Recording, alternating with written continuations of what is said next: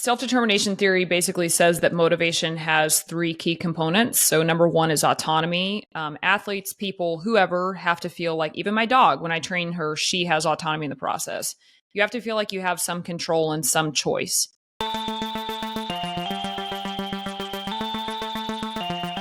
Hello, my friend, and welcome to Something for Everybody. My name is Aaron Machbitz. Missy, welcome to the show.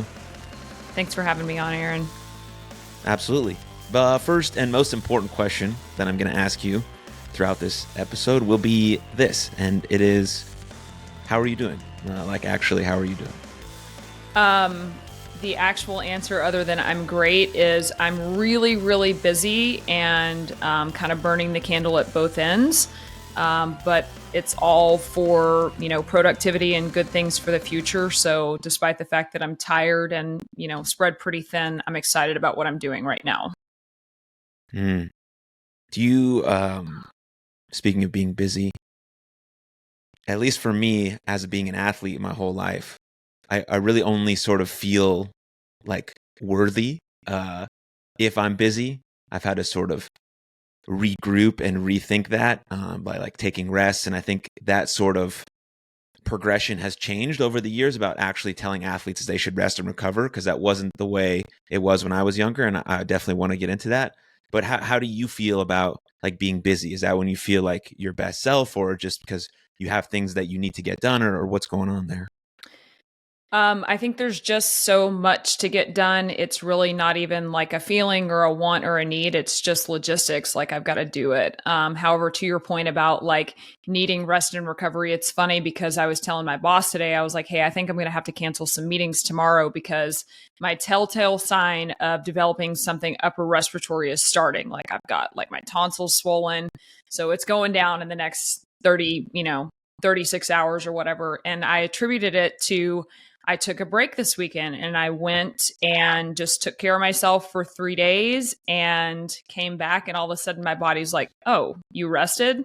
No, we're not going to do that. We have to get sick now. So it's really not something like I want to do necessarily, is be busy all the time. It's just a product of my life. And apparently my body doesn't respond very well to rest and recovery.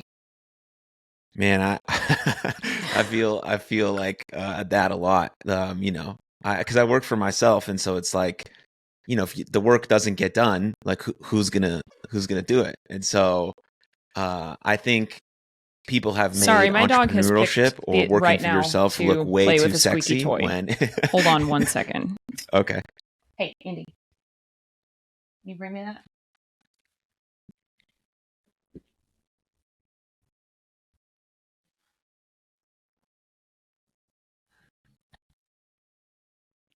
Okay, apologies. All good. I assume that's one of your 4 dogs. It is one of my 4 dogs. It is my highly reactive, bad behavior dog. That's why she sits with you in the room? That is correct, because she cannot be in general population with the other 3 dogs or she picks a fight. So she has to be by herself all the time. I wasn't really sure what I was saying. Do you remember? I think we were just talking about rest and recovery for ourselves personally. Oh yeah, and then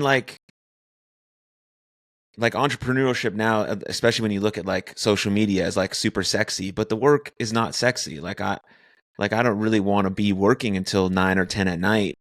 Like when my fiance is like sitting on the couch, like waiting for me to hang out with her, and I'm like, well, this has to be done.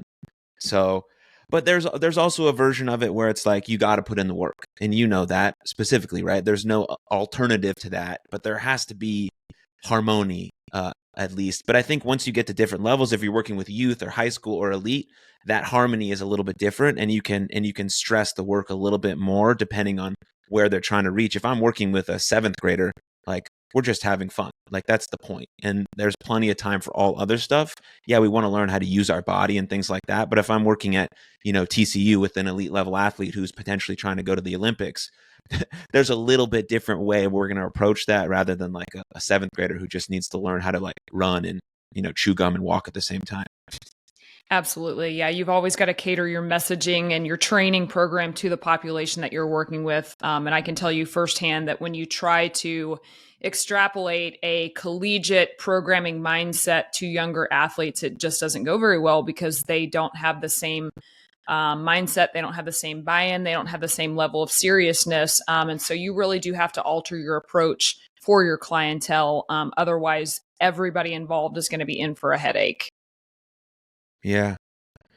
A big thing that I wanted to ask you was, you've been doing the strength and conditioning and the coaching for, upwards of 18 years now. And what has changed? What has changed in the way we talk to athletes, we approach athletes, we train athletes? What are some of those big levers? So I want to preface this with the fact that I don't believe that the athletes themselves are different. I think that that's a big misnomer, misunderstanding, whatever, that Gen Z is just this special population of humans and like they're soft and, we back in the day, like we're so much tougher and all that. Because number one, that's what was said about us when we were kids. The reality is that the environment that kids are raised in has changed to something that we were not exposed to growing up. We have no idea how we would respond or handle the technology era, having a phone in hand, having access to all this information. So I think it's really unfair for us as coaches, as parents, as humans to attribute the blame to the athlete. That being said, it is no longer a matter of coach says so I'm going to do it. It is a matter of why is this valuable to me? Because they have everything at their fingertips. They have a phone that's super interesting. They can talk to their friends all the time. They have access to music. My dog really wants to be on this podcast. I'm so sorry. But anyway, yeah, she has lots to contribute to this. She podcasts a lot, but this is her wildest time ever, apparently. But anyway, they have everything at their fingertips. So in order for you to motivate them, you have to clearly demonstrate the value behind what it is that they're doing. So like from a strength and conditioning standpoint, okay, Missy, why do I want to do this and take energy away from my sport? How is this going to be valuable to me as a volleyball player? Not just go squat this, go do this sprint, but how specifically is that going to help me? So I find myself from a communication standpoint, spending a lot more time teaching athletes why. Obviously, we can't break down the minutia of every single thing because we don't have time and they don't really necessarily understand. But I think that that's a huge piece of it. I think also because it isn't just a coach, I said so, therefore I do it environment. I think that you have to move away from some more traditional coaching methods, which are relatively punitive in nature of you did this wrong, so we're going to punish you. And I think you have to find more ways to positively reinforce them throughout their training process to motivate them because they just aren't motivated by the I said so, or I'm going to run you until you puke because you didn't do such and such. So I think we just have to take a little bit different approach, one that we probably should have taken all along, just because the environment that kids are in has shaped kind of their experience and we need to shape our coaching accordingly. Yeah. And blaming the athlete or the technology doesn't get you anywhere. Like the phone is not being removed. Like it's not going away. It's only just going to get more intense. And so we have to then, like you're saying, shape the way we do it. But I also think an element is that now the coaches have to be better. The coaches have to be better. We have to be able to express why and what and how. And, because I work in mental skills. And so similarly, the athletes want to know why they should meditate or why they should be focusing on their breath or how am I going to be mentally stronger? Like, how do I do those things? How is it going to make me better at hitting a volleyball or throwing a baseball? The same way with doing strength and conditioning. And if I can't relay that message with the actual finer details of it, then they're just going to brush it off and say, well, it's not worth it. I'm going to go, hit a baseball or work us on these more skill specific things. And so it forces the coach to get better, which also could make the coach feel a little insecure about himself because he hasn't worked on some of those skills that could potentially make him stand out from other people who are able to express those finer details. And so there comes good with everything. I mean, there's good and bad with literally everything except like maybe pumpkin pie. I think that's probably the only good thing. But I only said that because I had that the other night. I cannot disagree with you that pumpkin pie is great. It is a great food. But like, so like that's part of the deal. And that's part of sort of the evolution of the human being that we're dealing with, which is it's all relationship based. So if we can't create a relationship, then what are we like? I could know everything in the whole world about mindset, but if I can't create a relationship, then no one's going to have that information. Sure. And I think that that's like the biggest, I went through that evolution where it was like coaching was easy. I started off in a military town in Central Texas, and it was just do what coach said. And then you would call home if a kid didn't do it or they weren't turning their assignment in or whatever. And it was like you would have that kid in your office 5 seconds later apologizing, turning whatever it is, doing their makeup practice or whatever, and fast forward 10 years, I've been through a Division I experience where it's like that's a business model. They're like super serious. They're competing for playing time. And so again, it's do what you're told kind of situation. Well, then I transitioned to the high school level with little Gen Z athletes, and it's not working anymore. And at first I'm looking at them and I'm like, well, this is your problem. Like, this is not my problem. And I'm going to, beat you over the head with my methodology until you come along my way. And then finally I looked up and I was like, well, this isn't working. Nobody's having a good time. So who needs to change here? Is it the kids or is it me? And so I had to go through a shift in my coaching methods, which even to this day, like with coaching the athletes now, like there's things that I would have been super set on a standard, a kid showing up late or whatever it is. I would have freaked out on that 7 or 8 years ago. And now it's like, hey, I'm glad you're here. Thanks for being here tonight. You know what I mean? So just changing our coaching, like you said, like you alluded to, we have to be better as coaches. And that can be really frustrating in the learning process. But if you don't have the ability to, use your soft skills and develop those relationships, you're just not going to be successful with today's athlete. Yeah. Was there sort of a moment in time? Was there an event that made you realize that you needed to sort of alter the way you coached or, adapt some new philosophies? What was that like for you? Yeah. So, obviously my dog has been really heavily involved in this podcast already. So we'll just go ahead and keep on trucking along that path. I have 4 rescue dogs, like you said, each have varying degrees of anxiety, behavioral issues, all the stuff. I have one dog who she's 3. She's just not my favorite dog to work with and train. However, the other dogs love her. Like, she has so many upsides. She's super sweet, all the stuff. Well, about the time I had gotten her and was starting to work with her and train her, I had an athlete that coaches will be like, oh no, I don't dislike any of my athletes. And I'm like, that's a lie. Everybody has athletes that they don't like, and that when they graduate, you'll never see or talk to them again by everyone's choice, right? You just don't vibe with some people. Well, I had one of those athletes. She was stubborn. Everything was a discussion. And so I found myself getting frustrated with her. And, you wear that on your sleeve. Kids know you're frustrated. They know you're upset with them, whatever. And one day she came in the weight room and I just saw her start interacting with her teammates, and her teammates loved her. She was just funny, silly. And all of a sudden I started to notice that, like, she does have an upside. If I step away and I just watch her organically interact, I can see all of these great things about her. And I thought about that dog that I was working with. And I was like, I don't want to say that a kid's a dog. Like, people get upset by that. But I saw some similar qualities in them, but more importantly, I saw a similar response in myself. And I asked myself if I would show frustration and anger with that dog in a training session because she wasn't doing what I was asking her to do. And the answer was no, because the reason that she wasn't asking or wasn't doing what I was asking is she didn't understand it. An athlete is no different than that. 99% of athletes want to do the right thing. They just maybe don't always understand that. And so that kind of moment where I just had this aha of, I would never treat a dog this way. And yet when I have a 14-year-old girl in front of me, I'm showing frustration and anger over literally the same thing. Like, that's not acceptable to me. And so in that moment, it's like, I have to shift how I approach her. And I also have to shift how I approach other athletes in a similar boat. And so I kind of started doing a deep dive into more like positive reinforcement based stuff, into more self-determination theory based stuff of how can I, give athletes more autonomy? How can I give athletes a greater sense of connectedness? All the different things and pieces to that versus a, just do it the way I said it because I said it mindset.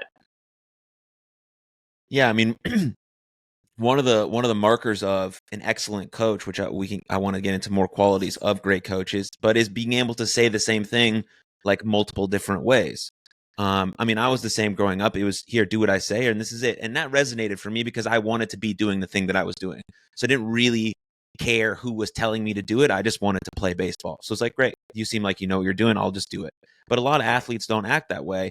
And if I keep saying the same thing over and over again and they don't understand it, it's on me. But I, like you, have to be able to have the willpower to say, oh, that's like a my fault thing, not a your fault thing. But it takes a lot of time because, like you're probably only seeing athletes for maybe 1 hour a week, and there's probably 60 athletes with you while you're doing the thing. So it's hard to like personally understand everyone's whole life story. But over like maybe a year or 2 years or 3 years span, if they start with you at a young age, then you can start to develop more of a relationship, and you can start to pick them a little bit and uplift them in certain ways, how they feel that. But that takes a long time. And so I think that's important to note as well. Like, it's not just like the first time you see them, you should know everything about them and be able to motivate them to be their best selves. Like, that happens over time, just like a good relationship would develop over time. I agree.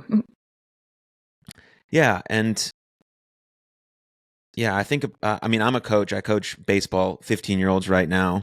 And so I think about a lot what qualities represent an amazing coach. So in your mind, what are those qualities? I think probably the biggest one that I've alluded to, and you just did as well, is that the understanding that every athlete that you work with is not you. They may not be like you even a little bit. So I think sometimes as coaches, we have that familiarity bias where we want things to be the way that they were when we were growing up, or the way that we like to be coached. So we've got to kind of cast that aside to be a great coach and find exactly what motivates every single athlete. And like you said, that's not I know it on day one process. That may be 100 mistakes before you get things right. But I think little ways that, we can facilitate that. I like to try to get to know my athletes. One way that I do it, I'm very introverted, so I'm not that coach that's just over in the big middle of everybody's life, and I'm trying to manage this session. And like you said, I only see them an hour a week, so it's difficult to do those things. But something that I've put into place is having athletes coach each other. And then when the athletes are coaching each other, I can walk around and I can say like, hey, how do you feel today? How were your workouts at school? And through some of those really simple questions that relate to training, you end up finding out a lot about those athletes, and you find out, what their personalities are like and how assertive they are. And more importantly, they're understanding that, I'm not just this person in the weight room telling you what to do. I legitimately have an interest in you, what you're doing, how I can help you with your career. And I think that kind of ties into a next big point of, as a coach, a great coach understands like, my playing career is over. This is about the athletes in front of me and giving them the very best experience, whether that's an experience like I had or one very different. How can I best serve them? Either to, for me, a big realization was the first time they come in the weight room with me may be the first time they're ever in a weight room in their whole life. And so that pivotal moment can make the difference between, this is something I hate and I will not continue doing this and not continue the life skill of fitness, or this is something that I'm excited about and makes me feel good about myself and probably something I'm more likely to continue. So again, just, tailoring our message to the clientele in front of us. With that comes humility. Again, it's not about you as a coach. And I think very, very often we see, and particularly at the high school level, I find this to be honestly really comical when you see coaches with big egos, because I'm like, I came from the Power 5 level, right? So to me, it's like, you're Gary Patterson, you're the head coach of TCU, and you've won a Rose Bowl and all these other bowls. Yeah, you get to have an ego about that. Like, you're Gary MF Patterson, right? But then like I transitioned down to the high school level and I see these coaches with egos and I'm like, you think like we think we're big time because we're at the 6A, which for, people outside of Texas, that's our largest classification. Like you think that you're big time because you're a 6A football coach or whatever it is. And it's like, no, nobody knows who you are. Like, and so it's comical to me when you see coaches that have an ego about them, like where, I'll go in and say like, oh, I'm one of the best youth and developmental athlete coaches for volleyball in the country. That's my expertise. But I don't have an ego of I can't learn something or get better for my athletes. So I think that's another huge piece is like humility, dropping the ego, recognizing it's not about us, it's about our athletes. I think that goes a long way as a coach because that's going to help you continue learning. Because just as athletes are evolving with the times, we have to evolve with our knowledge and the times as well. Yeah, I mean, coaches should be trying at least to embody all of the traits they want their athletes to possess. So if I'm this head football coach at a 6A school in Texas and hasn't won a game in 5 years, but I still think I'm all that in a bag of Cheetos, then I wonder why my kids are being obnoxious in class or having an ego about them when they walk through the halls.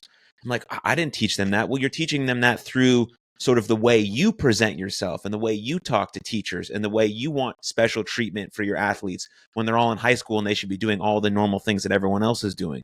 If you want them to feel calm, cool, and collected under pressure, that's how you have to feel when they make a mistake, that you're calm and cool and collected and all of these things. And if you want them to be humble, if you want them to be understanding of someone's different, diverse background, you have to do the same thing. Because all kids, even in high school, especially younger than that, are just watching what you do and they want to do what you do. Not specifically for like a coach who is a head coach. And obviously it works in the weight room too. Like if I do this movement properly and show you what to do, then the athletes are going to do it as well. And then the kids you have coaching them also in that sort of thing that you've created also makes it much more likely that they're going to do it because they see role models, they see you as a role model, and now everyone's doing sort of the same thing to get better. So it all falls in line with how your words and actions line up, I think. Yeah, I totally agree. I think being a role model is huge. And I think there's a big disconnect often in coaching between what we say is important and what we actively demonstrate is important. And so I think you hit the nail on the head with that of athletes are watching every single thing that you do, act accordingly. Like that doesn't mean that you have to be able to go out and get on the line of scrimmage right now, or I don't have to be ready to go play, in a 17U volleyball tournament at the highest level in the country. But if you tell, coaches make up things like, oh, having your shirt tucked in is really important in practice. Okay, well, coach, you better tuck your shirt in too. Otherwise, like you're just painting yourself into a corner with irrelevant rules. And athletes are going to, whether they call you out or not, in their mind, they see that you're not doing the things that you're asking of them. And I don't think that, well, I have a college degree and I've been through this. That's not that doesn't hold water anymore with athletes. And it really shouldn't hold water with us as adults. Yeah, very interesting story that I have about when I started coaching 12-year-olds. I told them that I played baseball. I told them that I played Division I. Doesn't matter. The only time they started listening to me about hitting is when they saw me hit a baseball on the field and it went farther than they could hit it. And they're like, oh, like maybe we will listen to him. And that makes sense to me. They want to see that the person that's trying to teach them how to do the thing they're doing has a little bit better skill than them. And not that you always have to show kids, but that's something that is important because they're learning from that. I mean, they see people on TikTok all day who are doing all of these cool things and those are their role models. But if we can be like in-person role models expressing those things in the right way, then that's important. And that was like an interesting learning tool for me. Like, not that I have to go hit on the field and take BP with my team, but they want to know that you can do stuff. So you get out there and you field some ground balls and you play catch with them and you do all this stuff. Now, when they get past my skill level, I'm not sure I'll be able to handle that, but right now I can still move a little bit. So it's all good. That's where you just got to have a good assistant coach that can demo for you. Because, like me having worked at the Power 5 level, I was not a Division I athlete, and I'm working with athletes that are far superior to me from an athletic development standpoint. But they still respected you, number one, because you were a good communicator. But again, back to that humility piece, like once you do get trumped in your athleticism, then you have to demonstrate value to them in another way. Or you just demonstrate humility to say like, hey, this is not going to be a great demonstration. Here's what I'm doing wrong. And then you let them figure it out, them go do it, pull one of them out as your demonstrator and say, this is exactly how I want it done. She's doing it so much better than me. And I think athletes appreciate that. 100%, 100%. Yeah, it's sort of this idea of like you're building this like emotional bank account, right? You're showing that you care first and foremost, that you want to support them, but you don't know everything because no one knows everything. You don't have it all figured out. And the more honesty you have, the more money you're putting in that bank account. And let's say you do make a mistake or you say the wrong thing. When you do apologize, you have so much money in that a bank account that when you withdraw some, it's not that big a deal and the athlete still continues to trust you. Now, if there's no level of care or support and you mess up, they're like, well, I'm done with that person. Like they have no value to me. They're not going to show me how to continue to get better because we have no, there's no money in the account. And so all the withdrawals are done. And so now I'm in negative balance. I guess I've kept going with this money analogy, but it is what it is. I actually I've not heard it in this context before. I've heard it in the context of like, an off season, every time you train, you put money in the bank. And then like in season, every time you practice and compete, you withdraw it. But I really like it from the emotional standpoint because I agree, like, you have this long history of positive reinforcement with athletes and building a relationship so that when the time comes, to be honest and to correct them, it's not hurtful. It's not a personal attack. They understand that it's coming from a place of genuinely wanting them to get better. And they're much more receptive to that versus the flip side, which is just constantly correcting them all the time with no relationship. Then it's just like coach is mean kind of thing. Mm-hmm. Yeah, there has to be positive reinforcement within ourselves, and that's something we can learn to do, but also from the outside. And it's much more important to praise effort than someone's outcomes, right? Thank you for working hard. Thank you for showing up today. I see your effort. I see your hustle. Now that may turn into a great play or a great performance. That's less important than how we got there. And you can especially do that in the weight room because you got to show up in the weight room or else you're never going to see the gains you want. You can't just like think about lifting weights. That's it. It doesn't work like that. But if you put the time in, there's a way to see it like so tangibly that I think is cool for you athletes. Froze. But did I cut out on you? Yes. Yeah. You froze for about the last 20 seconds. Yeah, I mean, just that, like when you get into the weight room, right, you can see those gains, and that's important for athletes to be able to positively reinforce that. And so, again, you're trying to praise that effort, like showing up consistently more than any sort of outcome-based result. And I think that's really important. But I'd like to talk more about this self-determination theory that you mentioned earlier. Can you explain that a little bit? Yeah. So self-determination theory basically says that motivation has three key components. So number one is autonomy. Athletes, people, whoever have to feel like, even my dog, when I train her, she has autonomy in the process. You have to feel like you have some control and some choice. So ways that we can build that in. Obviously, if I have I train as young as 11U. And so I have a 7-year-old on my team. My little 7-year-old is not going to be able to come in and decide what she's going to do top to bottom in her program, right? That's not a realistic ask of her, and she would not make good decisions more than likely. However, I can give athletes choices and things that either don't matter, like maybe they all want to pick their Tuesday workout shirt, if that's a thing, or they want to pick their travel suit, or they want to choose between 2 styles of running. Okay. Or we can give them controlled choices where we narrow it down and say, we've got this hip mobility exercise. Do you want to do exercise A or B? Well, I want to do B. All right, cool. Do 5 reps. They're going to be more motivated to do exercise B because they feel like they got to pick it. All right. So autonomy is a big thing in motivation, and you can see it in the workplace. It's much different when you take on a project yourself because you're excited about it, and you give yourself some direction versus being handed grunt work and said like, hey, you're going to do this. It can be the same task, but choosing to do it gives you more motivation. Not always practical, obviously. Like sometimes, like we discussed, things have to get done. But autonomy is one. The next one is competence. So athletes, people, they need to feel like they're good at something, or that the something that they're working on is going to benefit them and make them better in some way. So like you just said, praising effort. We're timing sprints right now. And it's like, I've got some kids that are running 11 miles per hour. And then I have some kids that are running 15 miles per hour. If I do nothing but praise the 15-mile-per-hour kids, the 11-mile-per-hour kids are going to shut down because they're so far away from that. They feel like they're not good at anything. But if I instead praise an 11.1 and then an 11.2 and say, oh my gosh, your effort was so great, you're getting better. They're seeing their results. That's actually why I'm a fan of frequent testing in strength and conditioning instead of every 6 weeks, is you can show them, really daily progress, daily improvements and outputs for their efforts. They get that feeling of competence, and that's going to make them more motivated. And then the last one, which we've already touched on a lot, is relatedness. They have to feel a sense of connection to you as a coach, to their teammates. And so obviously all the ways that we would build relationships with them and have, that history of positive reinforcement, that bank account that you talked about, the more we can fill that bank account for each individual athlete, the more we're going to get out of them from a motivation standpoint. Yeah, it makes me think about how I didn't know any of what these things mean, but how some of them showed up when I was getting trained in college.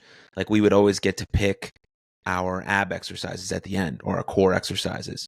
And that made me want to do them much more than, hey, you got 5 minutes of planks, go ahead. Like, oh, what sort of planks do you want to do today? Or do you want to do, shoulder taps? Or do you want to do the band one where you hold it out in front of you, whatever that one's called? And so yeah, that one. That's a good one. So yeah, that makes me think about that. And so that's cool. That's cool. My next sort of point of emphasis would be the coaches themselves. We talked a lot about coaches working with athletes, and we talked about some qualities that really good coaches have. A lot of those coaches are just servants. All they want to do, they want to serve, and they want to be of value and of service to the people that they care about, because they love doing this thing, right? No one really gets into coaching except for the coach of the University of Alabama or some college coaches to get rich. A lot of us just do it because we want to do the thing that we want to do. Like we love the sport or whatever we're talking about, or the movement, we love it. And so that, I think, sometimes can take away from the coaches actually taking care of themselves. They're just too hyper-focused maybe on taking care of the athletes. So what do you think about that? Why coaches sort of ignore their own health, their own well-being, and their own, service to themselves? Yeah, I'm pretty outspoken on this one. I actually was a partner in a business that addressed specifically coaches' health at one point, which I sold my share to go on my own solo venture, which I'm writing a book and all that kind of stuff. But I think it's, you hit the nail on the head. It's, I've got to do all these things for everyone else. So I'm a high school coach, I coach 2 sports, one of which I may not know anything about. So I've got to learn to coach that sport. Now I'm teaching 1 to 2 classes, and I don't have a conference period because I give that up to do tutorials with someone, or I have to have a department meeting or whatever it is. So then I take all the work that kids are doing and I have to take that home and grade it. Oh, by the way, I have a family. I have to drive the bus to and from games. In that 24 hours that we all get, at some point, there's just not enough time, right? And so people come home like coaching full time. I'm coaching part time now, but coaching full time, I would come home just so exhausted. It was 6 or 7 days a week in the early stages of my career, sometimes like 17, 18-hour days, crazy schedule. You don't want to work out. You don't want to train. And then, by the way, you don't want to cook when you get home. So you just hit the drive-through, right? And so it's not a product of people being lazy. It's actually a product of people working really, really hard. They just themselves is the one thing that falls by the wayside. But I think that actually should be one of the first things that we take care of, is ourselves physically and then also mentally and emotionally, because coaching is draining. It is exhausting. And so even getting, from a physical health standpoint, like getting to where I recover better, getting to where I have more consistent energy throughout the day, that's going to make me a better coach. from a social, emotional, mental standpoint, I have to be in the right frame of mind to go coach, so that when an athlete frustrates me, so that when a parent frustrates me, so that when the game is not going the way that I want it to go, I respond appropriately in a way that, to use the bank account again, fills that bank account instead of continually withdraws it. And so I think that when we look at our own bank accounts, like, we do have to be making deposits into that so that we're not overdrawn. We're not negative balance, because that is going to negatively impact your coaching, whether you think it is or not. So I think really, really important to just carve out time for yourself, just as you would if one of your athletes came in and said, hey, like, will you come work with me on passing or setting or whatever for 30 more minutes? You would find the time as a coach to do that. You've got to do the same thing for yourself. Yeah, I think it's this idea of just trying to be proactive instead of reactive, because we want our athletes to do the exact same. You're gonna do some stuff with your volleyball players, jumping, landing, that are gonna help hopefully prevent ACL tears, because that's something that happens very commonly in volleyball. So we're gonna be proactive with that. We're gonna learn how to jump. We're gonna put it in our dynamic warm up. We're gonna do things like that. So hopefully it doesn't happen, right? It might still, right? Whatever. But we're gonna try and do that. And the same thing with a coach. Like, I am going to proactively try and take care of myself. If I have 10 minutes to do something, great. I'm going to go for a walk to try and clear my head. If I have 30 minutes, okay, maybe I'll pop down to wherever the weight room is and try to get some weights in. Or maybe I have some time to just journal out my thoughts. Or maybe I have an extra hour to spend time with my kid, or whatever the case may be. If we can start being proactive, because we're going to schedule out our whole day. So if we can just put some non-negotiables in, like, hey, coach, can you do this meeting here? Then I think it's if you're honest with your player, like, no, this schedule, this time is for me, actually. Like, and when you put stuff in your schedule, I want to honor that as well. And we're teaching people these lessons for life, while being the role models we set out to be. And so I get it, like, because for a long time before all of these things got specialized, the head coach was everything. He was the speed and agility. He was the strength and conditioning. He was the therapist. He was the mental skills coach. He was the trainer. He was the doctor. He was everything. And now I know at some schools where they don't have a large budget, that the coach to this day is still doing that same thing. Now we've progressed where we have a lot of specializations like you and I in our specific fields, but it's still hard to get coaches to buy into that, because this is their baby. This is everything that their whole life is about. And I get that wholeheartedly. Like, I don't want anyone coming here messing with my culture, my athletes. I don't know what you're doing, but there has to be a level of coaches nowadays of letting go of that, of delegating tasks. So there's more time that I can spend on being an expert in my area, and also more time that I can spend potentially with my partner or my kids or my health. So I can coach for 30, 40, 50 years and not potentially be burned out at 10 and doing a disservice to the people that we're actually trying to serve. So that's what I think. Yeah, I agree. And I think some of it is when you're young, you do have to do all those things. Like, you do have to hustle, and you cannot have those same boundaries that you can when you're a little bit more established. Because if you're like, I'm sorry, I'm going to use this 30 minutes during my conference period to go run, your department chair is going to say, no, you're not. You're sitting in this meeting. And if I hear it again, like, you're fired. Right. Mm-hmm. So, Yeah. But as you get older, you have more autonomy to make those decisions for yourself, but you're so used to just go all the time that you haven't made it habitual to include those small things throughout your day.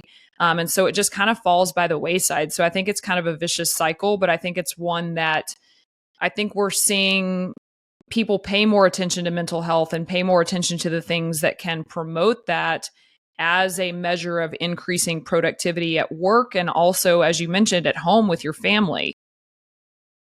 Yeah, when I think about sort of the fundamentals of being a human being, just to like simplify it as much as humanly possible so it can be less complicated than it is, you want to move well, you want to eat well, you want to think well, and you want to sleep well.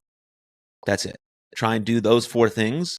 And maybe if you get like 3 of the 4 or 2 of the 4 or just 1 of the 4, like, you're in a step in the right direction. I would say that probably sleep is the number one, because if you don't have any energy, then you can't get to your full capacity. You're probably not going to eat well because you're too tired. You're probably not going to move because you're too tired. And you're definitely not going to eat well because it's not convenient to eat well. And so sleep, I think, would be number 1. And so my next sort of point would be, what are you thinking about now when it comes to rest and recovery for athletes now that's like a big marker that people are thinking about? So actually, when you were talking about that, you hit a great point where it's like, okay, here's the 4 things, but get 1 or 2 of the 4. So I think a lot of times when we preach these recovery narratives, whether it's for ourselves or athletes, we're like, it has to be 7 to 9 hours of sleep, period. Like if you're not doing that, then you're not an athlete. You're not serious.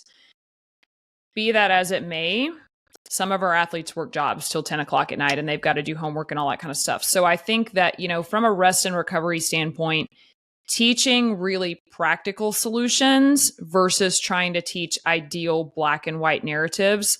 So from a sleep perspective, okay, you're not going to not scroll on your phone at night, but can you turn on night shift and have less blue light exposure? And can we, instead of going right up until we go to bed, can we potentially put the phone away for 15 minutes?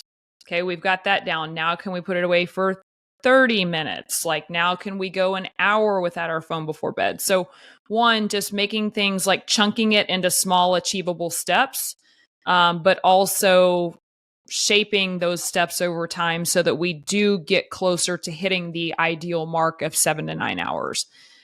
Same thing from a nutrition standpoint. That is huge in recovery, is nutrition and hydration. Can you carry a water bottle with you to class all the time? Can you bring 1 snack today that has a carb and a protein in it to help facilitate recovery? Okay, now can we maybe make a better selection for dinner, whatever it is? So I think when we just like hit people over the head with, you have to be eating 5 to 7 fruits and vegetables a day and sleeping 7 to 9 hours, and you can only have this much screen time and blah, blah, blah, blah, blah, they become really overwhelmed and they just kind of quit on all of it because they see it as this big looming thing that is not attainable, versus if we take it and say, hey, let's do one of these 4 things better, I think that we're in a much better place to get them to be committed to those things in the long run. Yeah, absolutely. There's this guy who wrote a book on habits called BJ Fogg, and his basically main thing was make your habits too small to fail. And I freaking love that, right? If all you can do is like have 1 apple and that's like your thing, like that's it. Do that thing. Like, so if all you can do is have 5 minutes to go for a walk, that 5 minutes is fucking incredible and it will help. It's not too little. It's not too small. And then when you're starting to build habits and you want to build a habit, like the phone thing. Okay, I look at my phone right up until I close my eyes. Okay, what if I put it down for 30 seconds right before I close my eyes? That's too small to fail. You can actually do that. You definitely can. And what about when you wake up? You immediately look at your phone. Okay, can you wait 15 seconds? Okay, I can build on 15 seconds. I can go to 30 seconds. Now I'm at a minute. Holy cow. And now I even wait till after I pee and drink water to look at my phone. That's like 10 minutes. Now you're crushing it. But you made it. You didn't just say, okay, when I wake up, I'm not looking at my phone for 4 hours. Okay, right. Sure. Like, yeah, okay, nobody's doing that. Like that's not even a realistic thing. But if you make it too small to fail and you give yourself an actual chance to do it, I think that's really cool. That's like at least my favorite thing on habits from that guy, BJ Fogg.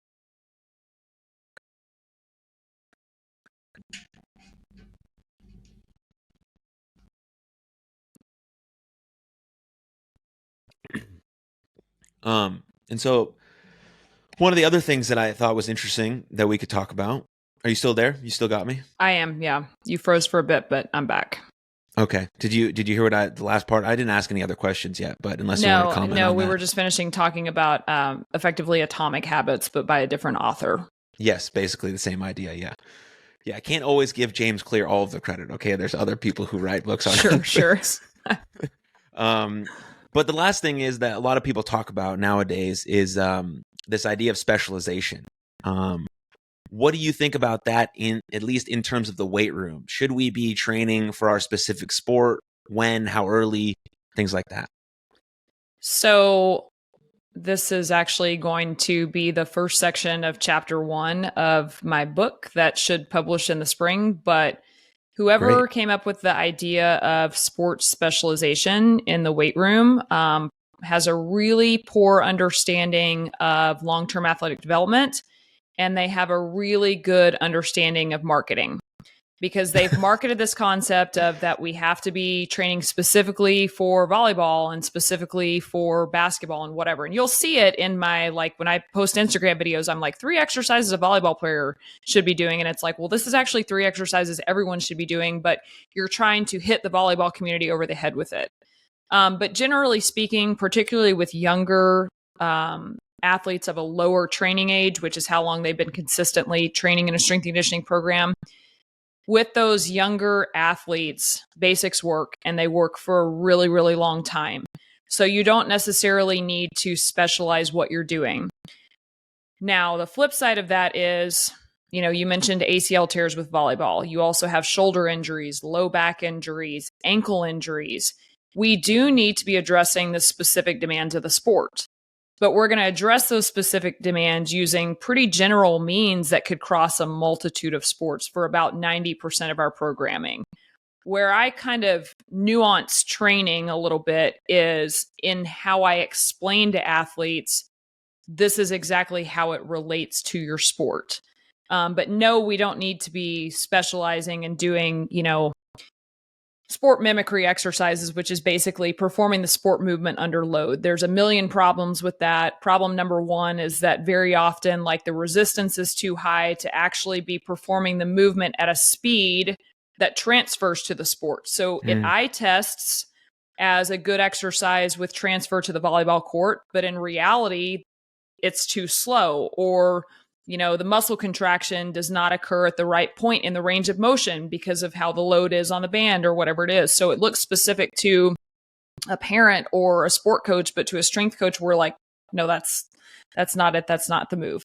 So I kind of got a little off track there, but basically we don't need to be doing that from the standpoint of there's not as much transfer, but also the fact that, let's say that we're loading a volleyball spike approach. Well, they're already doing that a million times a week in practice. So then in training, we're going to go do that a million more times a week. Like, that doesn't make any sense. Meanwhile, while we're focusing on that, we're not focusing on the other, several movement capabilities that athletes need to be successful. We're not focusing on speed, power, strength, in general movement capacities. We're just continuing to hammer that same, like, jump, jump, jump, jump over and over again that they're already getting a ton of. We need to take our training and we need to fill the other buckets that the sport does not fill to develop a more well-rounded athlete. Because ultimately, athleticism is going to serve as the foundation for sport skill. So if we want to build a taller structure of sport skill, we're going to need to build a wider base with that general athletic development when they're young. So that they are more athletic, and a better athlete is going to make a better volleyball player with skill being equal. Yeah, that's very important. Very interesting. Because a lot of people talk about that in terms of, like, only playing one sport and getting really specialized in that sport very quickly and early on. I think that's one of the reasons why a lot of kids are quitting youth sports, which is not good for, our young people. People should be playing sports. Not that they have to play them seriously, but they should be moving around unstructuredly with their friends. But since we're trying to specialize kids so early, like, they're doing, baseball or volleyball 12 months out of the year. But what about, like, the other sports? Now, when you get to a certain age, I get it. You have to start to hone in. You're trying to get certain places. And I understand that. I did that. But, like, before you're maybe 16, like 15, like 9, 10, 11, 12, 13, like, do it all, play everything. You're just learning how to do different things with your body, because if I'm out going to go play basketball with my buddies, that'll probably translate well to me be able to move laterally on the baseball field. If I'm going to play ultimate frisbee with my friends, that just teaches me that I can run and I can move and I can cooperate and I can do all of these things. So all of that is really important. And then in the weight room, it's the same thing. If I'm a baseball player and all I do is rotate because I'm a right-handed hitter, and then I go into the weight room and I do more of that over and over and over and over and over again, at some point I'm probably going to get hurt. I'm going to be dominant on one side. I'm going to be weak elsewhere. And so there's a lot of things that go into that, but whatever. Yeah. And I think that, like, to your point about early specialization, not from a training standpoint, but from a sport standpoint, I didn't really address that, but exactly like you said, optimally, they wait until sophomore year in high school, which is 15, 16, right? But for the ones that have already specialized young, and there are cases where kids don't want to play another sport. And again, like back to that autonomy, like, are you going to force them to play 2 sports when they don't want to? Like, that's huge. And like I always say, I'm not going to weigh in on football stuff, but it's like football coaches that are like forcing a kid to play a second sport in the spring, like to be competitive. And it's like, the kid doesn't want to do it. And it's not because the kid is lazy, but the kid just has no interest in wrestling or track or baseball or whatever it is. Like, are we going to force that on people? Like, is that really a better system? So if you do have a single sport athlete, because sometimes kids are in theater or they're in choir or they're in orchestra, and so they go to church a lot, or, whatever it is, like there's a million reasons why they might, or they have a job, they might not want to do another sport. So we have to supplement the fact that they are specializing early with a well-rounded strength and conditioning program that fills the buckets that another sport might. And that's where I think that, like the phone's not going away, early sport specialization is unfortunately not going to go away either, because the skill demands of sports are so tremendously high right now.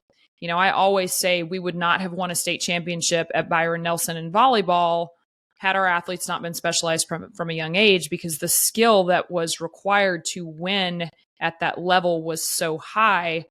They couldn't have done it if they were all playing basketball and running track. That's just the reality. So what do we do instead? We've got to get them participating in strength and conditioning to offset those overuse injuries like you referenced. Yeah. Do you have a core set of exercises that you think are important for everyone to be able to do and master? Generally it's, every strength coach, shocker, squat, hinge, push, pull, carry, brace, and rotate, right? What each specific one is going to look like for every athlete. Like, not every athlete is going to, I don't back squat athletes, unless I absolutely have to, but a rabbit hole, let's not go down. But anyway, that, a squat pattern. Okay. But what does that look like for each individual athlete? If I have a 6'4" kid that has super long femurs, probably a heavy barbell front squat is not going to be the best option for her unless she has really good mobility. Okay. So she might be doing a goblet squat on a wedge, or we might be using a split squat, a single leg exercise instead. So the basic patterns are going to be the same for everyone. How those patterns, fit into each individual athlete's training program are going to vary.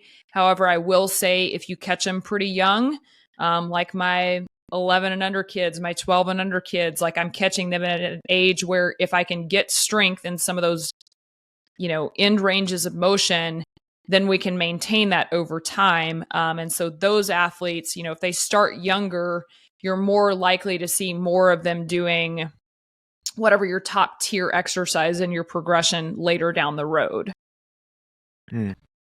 Yeah. So you want to have just like a sport, you want to have a base layer of learning some of these important movement patterns, but they're person and sport dependent on what you might program into their workout plan.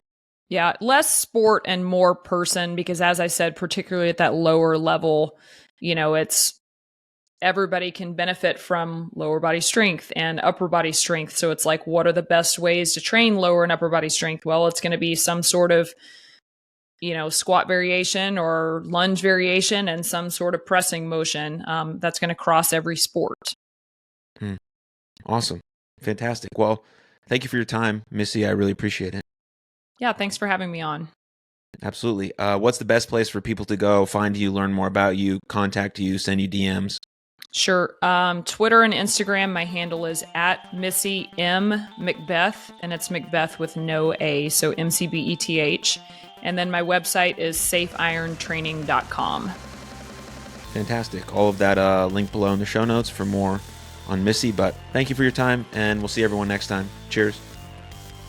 If you enjoyed that episode, please click here for another full-length episode of the podcast. And please don't forget to subscribe. But above all else, most importantly, please take good care of yourselves and others. And I'll see you next time. Lots of love. Cheers.